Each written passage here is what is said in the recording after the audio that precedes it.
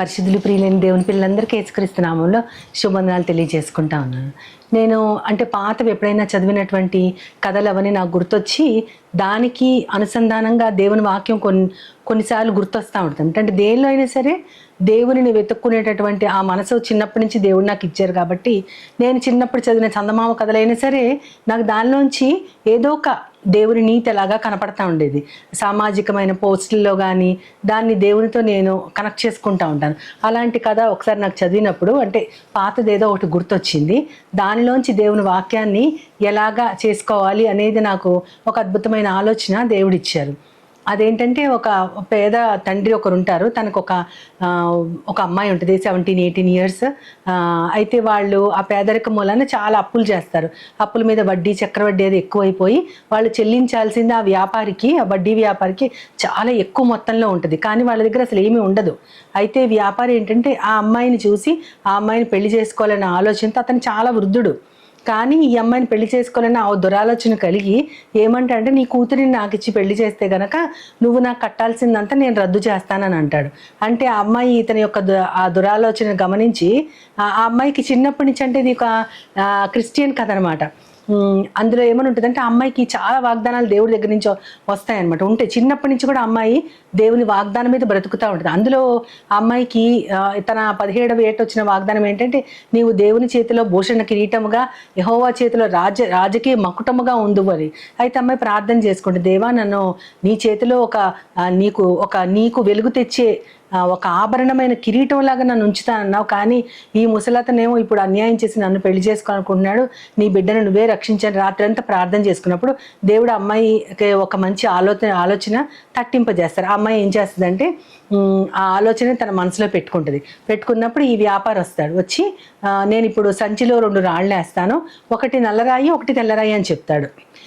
తెల్లరాయి కనుక మీ అమ్మాయిని తీయమనండి, రాయి తెల్లరాయి తన చేతికి వస్తే తను వదిలేస్తాను, మీ అప్పును కూడా రద్దు చేస్తాను, నల్లరాయి వస్తే మాత్రం నాకు ఇచ్చి పెళ్లి చేయండి అంటాడు. అని ఎవరు చూడకుండా 2 కూడా నల్లరాళ్లే వేస్తాడు. అందులో ఏది తీసినా సరే తనకు అనుకూలంగా వచ్చేలాగా ఆ నల్లరాయి వస్తే ఆ అమ్మాయిని పెళ్లి చేసుకొచ్చిన ఉద్దేశంతో చేస్తాడు. అది ఆ అమ్మాయి గమనించి దేవుడు తనకిచ్చిన ఆలోచనని మళ్ళీ ప్రార్థన చేసుకుంటుంది ఒకసారి. అయితే అది ఒక ఎత్తైన ప్రదేశం మీద మొత్తం గ్రామస్తులందరి సమక్షంలో జరుగుతూ ఉంటుంది. ఈ అమ్మాయి ఏం చేస్తే అంచు దగ్గరికి వెళ్ళి నించుని ఇప్పుడు తీయమ్మ అంటే అమ్మాయి బాగా ఊపి ఒక రాయి తీసి చాలా ప్రమాదవశాత్తు జరిగినట్టు ఆ రాయిని ఆ ఎత్తైన ప్రదేశం నుంచి జారవిడుస్తుంది. ఒకటి కింద పడిపోతుంది, తెలియదు. ఇంకొకటి ఉంటుంది, అయ్యో ఒకటి కింద పడిపోయింది, ఏదొచ్చిందో మనకి, ఏది తీసావు నువ్వు తెలియదు కదా అంటే, పోన్లేండి ఇప్పుడు దానిలో ఉన్న రాయిని బట్టి తెలుస్తుంది నేను ఇంకోటి ఏదో జార విడిచాను అన్నట్టు అంటది. అయితే అతను 2 రాళ్ళు నలుపువే వేస్తాడు. ఈ అమ్మాయి జార విడిచింది కూడా నలుపు రాయి. ఇప్పుడు దానిలోంచి తీసినప్పుడు నల్లరాయి వస్తుంది. నల్లరాయి ప్రకారము ఆమెను పెళ్లి చేసుకోవాలి. కానీ ఆ అమ్మాయి ఫస్ట్ తీసిన రాయి ఏదై ఉంటుంది, తెల్లరాయి తీసి ఉంటుంది. ఆ తెల్లరాయి పడిపోయిందని అందరూ అనుకుంటారు. కాబట్టి వాళ్ళు ఇచ్చిన తీర్పు ఏంటంటే, ఈ అమ్మాయి తీసింది తెల్లరాయి అయి ఉండొచ్చు, ఇక్కడ నల్లరాయి మిగిలిపోయింది కాబట్టి ఆ తెల్లరాయి పడిపోయి ఉండొచ్చు, కాబట్టి ఇక వాళ్ళ అప్పుని రద్దు చేయాలన్నప్పుడు ఆ వ్యాపార మొహంలో అస్సలు ఒక నెత్తురు చుక్క లేనట్టు పారిపోతుంది. ఎందుకంటే అతను తీసింది 2 నల్లరాళ్ళే. కానీ ఇప్పుడు అది చెబితే నేను 2 నల్లరాళ్ళు వేశానని చెప్తే కనుక అది చాలా అన్యాయంగా ఉంటుంది. అతని అన్యాయం బయటపడిపోద్ది. ఇప్పుడు ఈ అమ్మాయి రక్షించబడింది. అది చదవగానే నేను అప్పుడు అనిపించింది అన్నమాట, దేవుడిచ్చిన వాగ్దానం ఎప్పుడు కూడా తప్పిపోదు. ఆ అమ్మాయికి వచ్చిన వాగ్దానం ప్రకారం దేవుడు అమ్మాయిని రక్షించాడు. తనకి రాబోయే కాలంలో ఒక భూషణ కిరీటముగా ఆ అమ్మాయిని ఉంచబోతున్నాడు. నిజంగా దేవుడు చేసిన కార్యము, దేవుడు చేస్తున్న కార్యాన్ని కూడా తిప్పివేసేవాళ్ళు, దాన్ని కొట్టివేసేవాళ్ళు ఈ లోకంలో ఏ నరమాత్రుడు కూడా లేడు. ఆయన ఉద్దేశించింది ఎప్పటికీ కూడా నిష్ఫలము కాదు. ఆయన నోటి మాట కూడా వ్యర్థంగా తిరిగి వెళ్ళదు. ఇవన్నీ నాకు ఆ కథలో ఇవన్నీ గుర్తొచ్చినాయి. అయితే దానికి తగ్గ వాక్యం మనకి యెషయా గ్రంథం 43వ అధ్యాయం 13వ వచనంలో ఉంటుంది. యెహోవా కార్యము చేయగా తిప్పివేయగలవాడు ఎవడు అని. దేవుడు కార్యము చేయదలుచుకుంటే కార్యము చేస్తే గనక దానిని ఒక ఉల్టా చేసేవాళ్ళు, తిప్పివేసేవాళ్ళు ఎవ్వరు ఉండరని దాని అర్థం. అక్కడ మనకి కొన్ని దేవుని యొక్క లక్షణాలు సూచిస్తుంది. దేవుని యొక్క సార్వభౌమాధికారం, హీఈస్ ఎ సావరెన్ గాడ్ అని మనకు అర్థం అవుతుంది. అంతేకాకుండా ప్రతి పరిస్థితి కూడా ఆయన కంట్రోల్లో ఉంటుంది. ఆయన ఇష్ట ప్రకారమే ప్రతిదీ జరుగుతుంది. ముఖ్యంగా ఎవరైతే మేము నీ బిడ్డలము దేవా అని మనల్ని మనం అప్పగించుకుంటామో, లేదా తల్లిదండ్రులు చిన్నప్పుడే మనల్ని దేవుని చేతులకు అప్పగించేసినప్పుడు మన ఇష్ట ప్రకారం ఏది జరగదు, అన్నీ కూడా దేవుని యొక్క చిత్త ప్రకారం జరుగుతుంది. అది మనకి తాత్కాలికంగా మేలులాగా అనిపించకపోయినా అది దేవుడు మేలు కోసమే చేస్తారు.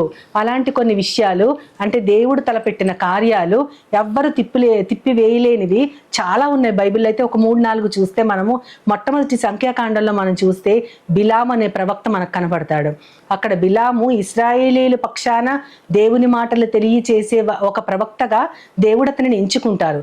కానీ శత్రురాజు అతనిని తన యొక్క రిచెస్తో, తన యొక్క బహుమానాలతో, వెండితో, బంగారంతో, ఇంటెడు బంగారము వెండి అతనికి తెచ్చాడంటే అతను ఊహించలేనటువంటి ఆ యొక్క బహుమతులతో, ఆ బంగారంతో అతనిని కొనాలని ట్రై చేసినప్పుడు బిలాముని దేనికి తీసుకెళ్తాడు ఆ రాజు అంటే, అతను ఏం పలికితే అది జరుగుతుంది కాబట్టి నువ్వు ఇప్పుడు నీ ప్రజల్ని శపించాలని తీసుకెళ్తాడు. కానీ 3 సార్లు కూడా శపించడానికి తీసుకువెళ్ళినటువంటి బిలాము ఆయన నోరు తెరిస్తే శాపం బదులు ఆశీర్వాదమే వస్తుంది. శపించటానికి నేను తీసుకొస్తే ఆ ప్రజల్ని ఆశీర్వదిస్తావేంటని దేవుడు అడుగుతాడు. అప్పుడు అతను ఒక మాట అంటాడు, దేవుడు ఆశీర్వదించిన వారిని ఎవ్వరు కూడా శపించలేరు. అంటే దేవుడు ఆల్రెడీ వాళ్ళని బ్లెస్ చేసేశారు. ఆ బ్లెస్డ్ పీపుల్ ఎవ్వరి చేత కూడా కర్స్ చేయబడలేరు, వాళ్ళెవ్వరు కూడా ఎప్పుడు శపించబడలేరు. అంటే దేవుడు చేసిన కార్యాన్ని అది ప్రవక్త అయినా మామూలు మానవ మాతృడైనా సరే దానిని తిప్పివేయలేరు అనడానికి అదొక గొప్ప ఎగ్జాంపుల్. అదేవిధంగా మనకి సమూయేలు గారు రాసిన గ్రంథంలో, మొదటి గ్రంథంలో మనం చూస్తూ ఉంటాం 16వ అధ్యాయంలో ఆయన దేవుడు మొట్టమొదటి రాజుగా ఎంచుకున్న సౌలు తన యొక్క ఆజ్ఞను తిరస్కరించి తనకి విధేయుడు అవ్వకపోవటం మూలాన మొట్టమొదటి రాజుగా ఎంచుకున్న అతనిని తొలగించి దావీదుని అభిషేకం చేస్తాడు. దేవుడు చేయమని చెప్తారు. అప్పుడు ఆ దావీదు పట్ల ఈర్ష్యతో, ద్వేషముతో సౌలు చాలాసార్లు ఆ దావీదుని చంపాలనుకుంటాడు. ఎన్నిసార్లు దావీదుని చంపాలనుకున్నా చిన్నతనంలోనే అతనిని అభిషేకించిన దేవుడు అతనిని మాత్రమే రాజుగా చేశాడు, కానీ మరెవ్వరు రాజు కాలేకపోయారు. ఆయన కూడా 40 ఏళ్ళు కూడా నిరాటంకంగా పరిపాలించారు. ఒక్కసారి తన కొడుకు చేసిన ఆ దుష్కార్యం మూలాన కొంతకాలము రాజ్యాధికారాన్ని కోల్పోయాడు, కానీ 40 ఏళ్ళు కూడా అతను ఇశ్రాయేలును పరిపాలించిన గొప్ప రాజుగా మనం చెప్పుకోవచ్చు. అంటే మానవ మాతృడైన సౌలు మహారాజు అతనిని చంపాలని చూసినా సరే అతను మాత్రమే ఇశ్రాయేలీలకు కాబోయే ఒక గొప్ప రాజు, దేవుని యొక్క హృదయాను సారుడు అని దేవుడు నిశ్చయించుకున్నాడు. కాబట్టి దానిని ఎవ్వరు కూడా కొట్టివేయలేకపోయారు, తిప్పివేయలేకపోయారు. అది మనం చూడొచ్చు. అంతేకాకుండా ఫరో గుండె గట్టిపడటం చూస్తాం మనము. తన ప్రజల్ని ఫరో దగ్గర నుంచి విడిపించాలని మోషే ఎన్నిసార్లు ట్రై చేసినా సరే దేవుడు ఫరో హృదయాన్ని కఠినపరిచాడని. అంటే ఒక్కొక్కసారి నేను ఆలోచిస్తే అనిపిస్తుంది, ఫరో ఒకవేళ ఒక 2-3 తెగుళ్ల తర్వాత ఇశ్రాయేలీయులను వదిలిపెట్టేవాడేమో, కానీ దేవుడు మాత్రం అతని హృదయాన్ని కఠినపరిచాడు. ఎందుకు కఠినపరిచాడంటే ఆ కఠినపరచబడిన హృదయము ద్వారా 10 రకాల తెగుళ్ళు, 10 రకాల అవాంతరాలు వచ్చినా సరే దేవుడు తన ప్రజల్ని ఎలా కాపాడుకుంటాడో చూపించడానికి అది జరిగింది. అప్పుడు ఆ ఫరో వాళ్ళని వదిలేయాలని నిశ్చయించుకోకపోయినా సరే దేవుడు మాత్రం తన సేవకుణ్ణి లేపి ఆ ప్రజలందరినీ కూడా తన నిశ్చయ ప్రకారము, తన కార్యము ఆ బానిస దేశం నుంచి విడుదల దేశానికి వారు వెళ్ళాలనేటటువంటి తన కార్యాన్ని దేవుడు ఎవ్వరు తిప్పివేయలేని విధంగా సముద్రాన్ని చీల్చి మరి ఆ మధ్యలోంచి నడిపించిన గొప్ప దేవుడిని మనం గుర్తు చేసుకోవచ్చు. అదేవిధంగా యోబు గారిని చూస్తే యోబు సాతాను ఒక ఛాలెంజ్ విసురుతాడు దేవుడికి. అంటే నా భక్తుడు అని దేవుడు ఎవరినైతే గొప్పగా చెప్పుకున్నాడో అతనికి సమస్తానికి నువ్వు కంచి వేశావు. అతను ఎంతో ధనవంతుడు, అన్ని విధాల సదుపాయాలు కలిగి సుఖంగా జీవిస్తున్న గొప్ప ధనవంతుడు. అతనికి నువ్వు కంచె వేసావు కాబట్టి అతను నిన్ను స్తుతిస్తున్నాడు. లేకపోతే అతను కొన్న సమస్తాన్ని తీసివేస్తే అతను నిన్ను స్తుతించడు, నిన్ను ద్వేషిస్తాడని, నిన్ను దూషిస్తాడని చెప్తాడు. కానీ దేవుడు అతని సర్వాధికారాలను తీసేస్తాడు, అతని ఆస్తి మొత్తాన్ని తీసేయడానికి అంగీకరిస్తాడు. సాతాను అడిగినప్పుడు దేవుడు అంగీకరిస్తాడు, ఇవన్నీ తీసివేయని అంగీకరిస్తాడు. కానీ సాతానికి ఒక పరిమితి పెట్టాడు, అతని ప్రాణానికి మాత్రము ఏ హాని కూడా జరగకూడదని. దేవుడు అతని ప్రాణాన్ని కాపాడదలుచుకున్నాడు. అతనుకున్న సమస్తం, తన బిడ్డలందరినీ కూడా 10 మంది బిడ్డల్ని ఒకే రోజు పోగొట్టుకున్నాడు యోబు గారు. అయినా సరే దేవుణ్ణి మాత్రం ఆయన దూషించరు. అది తెలిసే దేవుడు సాతానుకి ఆ పర్మిషన్ ఇచ్చారు. కానీ అక్కడ కూడా సాతానుకి ఒక పరిమితి పెట్టి ఆ ప్రాణాన్ని మాత్రం ముట్టుకోనివ్వలేదు. మనం ఈ విధంగా చూస్తే దేవుడు అనేక సార్లు తను చేసిన కార్యాన్ని ఎవ్వరు కూడా తిప్పివేయలేని విధంగా ఉంటది. చిట్ట చివరికి యోసేపుని ఏ విధంగా తన అన్నదమ్ములు బానిసగా అమ్మివేసినప్పుడు ఎన్నో కష్టాలు పడతాడు, ఎన్నో నిందలు పడతాడు. చివరికి ఒక పరాయి రాజ్యంలో రాజు స్థాయికి అతను ఎదిగినప్పుడు తన అన్నదమ్ములతో అతను అన్నమాట, మీరు నాకు ఆదికాండం 50వ అధ్యాయంలో ఉంటది, మీరు నాకు చేసింది నా కీడు కోసమే కానీ అది మేలు కోసమే జరిగింది అంటారు. అంతే కదా, ఆ దేశానికి ప్రధానమంత్రి అయినటువంటి యోసేపు అక్కడ ప్రజలకి ఆహారము భద్రపరిచి సిద్ధపరచడం మాత్రమే కాదు, ఆ కరువులో తన యొక్క కుటుంబము, ఆ పక్క దేశంలో ఉన్న కుటుంబం మొత్తం కాపాడబడటానికి యోసేపు యొక్క జీవితం చూస్తే దేవుడు అతనిని ఎలా పరిరక్షించుకుంటూ వచ్చారో, చిట్ట చివరికి ఆ సింహాసనం మీద అతను ఎలా కూర్చున్నాడు. దేవుడు చేయదలిచిన ఆ కార్యాన్ని అన్నదమ్ములు కానీ ఇంకెవ్వరు కానీ తిప్పివేయలేకపోయారు. కాబట్టి దేవుడు ఉద్దేశించిన అది ఏ కార్యమైనా సరే మన పట్ల జరగాలని ఆయన నిర్దేశిస్తే ఖచ్చితంగా జరుగుతుంది. కానీ దీని అంతటికి కాంట్రాస్ట్గా ఒకే ఒకటి బైబిల్లో నాకు గుర్తు చేశాడు దేవుడు. ఈ డైలీ డివోషన్ నేను చూస్తా ఉన్నప్పుడు దేవుడు ఒక కార్యం చేయదలిస్తే ఎవరు తిప్పివేయలేరు అన్నది దీని సారాంశం. కానీ ఆదికాండంలో సొదొమ గొమొర్రాని నాశనం చేయడానికి దేవుడు నిశ్చయించుకొని మొట్టమొదటిసారి అదే ఆఖరిసారి ప్రభు అయిన యెహోవా కిందకు వస్తారు. వచ్చినప్పుడు అబ్రహాము గారితో ఆయన మాట్లాడుతూ ఏమని అంటారంటే, ఈ సొదొమ గొమొర్రాల గురించి చెప్పినప్పుడు ఆయన అబ్రహాము అక్కడ దేవునితో ఒక నెగోషియేషన్ చేస్తారు. ఆయన బేరసారం లాగా అనమాట. ఆ మొత్తం ప్రదేశం అంతా నేను నాశనం చేయదలుచుకున్నా అంటే, ప్రభువా నీతిమంతులు 40 మంది ఉంటే రక్షిస్తావా, వదిలేస్తావంటే వదిలేస్తానంటారు. మళ్ళీ 30 మంది ఉంటే వదిలేస్తావంటే వదిలేస్తానంటారు.